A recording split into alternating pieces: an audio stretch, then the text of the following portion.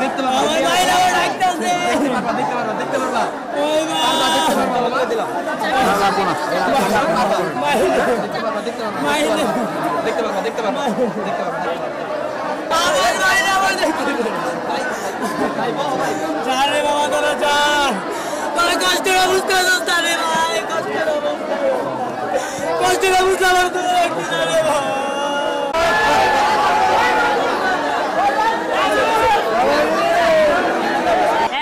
বুড়া আমার আম্মুরে দিকে রাখো, আমার একটু পানি খাওয়াও।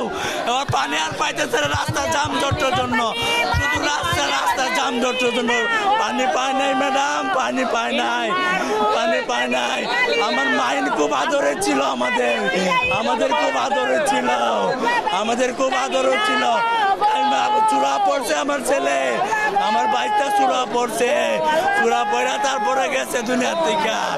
এভাবে সুস্থ বিচার চাই। ওর যখন অবস্থা খারাপ ছিল, ওর পেছনে ট্রাক গেছে, তখন ওরে মুক্তা মেডিকেল নেওয়া হয়েছে। ও তখন ওর জান ছিল, তখন ও নিজের মুখের মায়ের নাম্বার বলছে। তারপর ওর ভাইরে বলছে আমার আব্বু মুরগি খারাইগো। মুক্তা মেডিকেলে ফার্স্ট ওরা ধরে নাই, পরে অনেকক্ষণ পর বলে ঢাকা মেডিকেল নিয়ে যান। মুক্তা মেডিকেলে যদি কোনো রুগী নেয়, তো হাত কাটার পরও যদি নিয়ে যায়, শুধু বলে ঢাকা মেডিকেল না, তাহলে এত বড় মেডিকেল কি করতে রাখছে? সাথে সাথে নেওয়ার পর যদি ট্রিটমেন্ট শুরু করতো, তাইলে ওরা বাঁচানো যাইতো।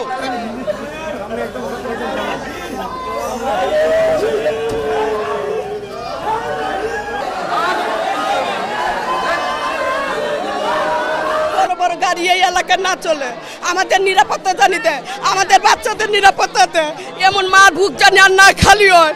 আমরা চাই আমাদের বুক ভরা থাক, আমাদের সন্তান চলে গেছে, কিন্তু আমাদের সরকারের কাছে একটুকুই আবেদন, জানি সুস্থ বিচার পাই, শাস্তি চাই। ড্রাইভার যে গাড়ি চালায় না, হেল্পার যে গাড়ি চালাইছে, এই অ্যাক্সিডেন্ট করে হেল্পার দিয়া 200-500 টাকা দেয়, আর ওরা টিকটুকে 12,000 টাকা পাইয়া এই 200 টাকার কামলা করায় কাম।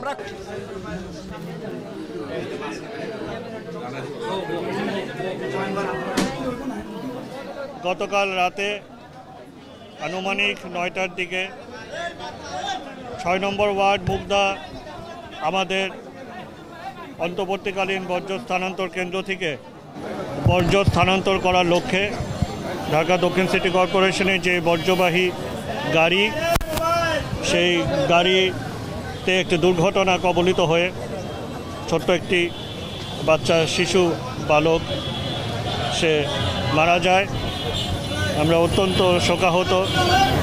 আমি এখানে উপস্থিত হয়েছি, আমাদের কাউন্সিলর মহোদয় সহ সকলে আমরা জানাজায় অংশগ্রহণ করেছি। বাবা মাকে সান্ত্বনা দেওয়ার ভাষা আমাদের নেই। এই ছোট্ট বাচ্চা শিশু হারানো বেদনা, এখানে কোনো ভাষাতেই আসলে সান্ত্বনা দেওয়ার কিছু নেই। তবে ইতিমধ্যে মামলা নেওয়া হয়েছে, আমরা কঠোর থেকে কঠোর শাস্তি চাচ্ছি এবং সম্পূর্ণরূপে যেন সুষ্ঠু বিচারের মাধ্যমে হয় সেটা আমরা নিশ্চিত করতে চাই।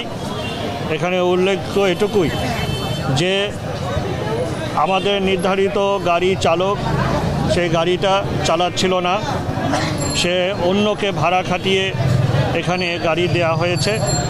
এটা আমরা কোনোভাবেই বরদাস্ত করব না। কঠোর থেকে কঠোর প্রশাসনিক ব্যবস্থা নেওয়া হবে এবং যারা জড়িত, সম্পৃক্ত এবং এরকম কার্যক্রমে যারা লিপ্ত, সকলের বিরুদ্ধে কঠোর ব্যবস্থা ঢাকা দক্ষিণ সিটি কর্পোরেশন নেবে।